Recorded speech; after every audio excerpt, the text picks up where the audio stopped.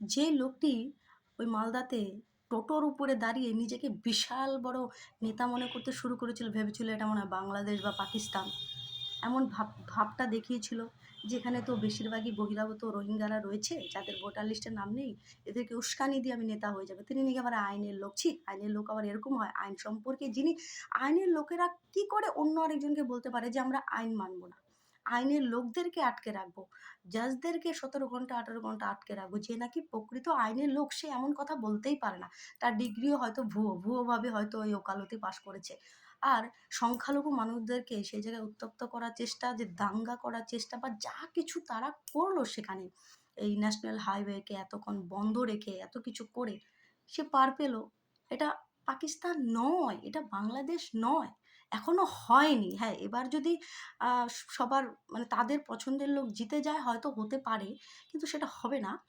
আর এটা এখনো হয়নি, তাই সাবধান। তাকে তো ধরে নেওয়া হয়েছে, কি হলো, গ্রেপ্তার তো হয়েই গেল, এই বাগডোগরা থেকে তো গ্রেপ্তার হয়েই গেল।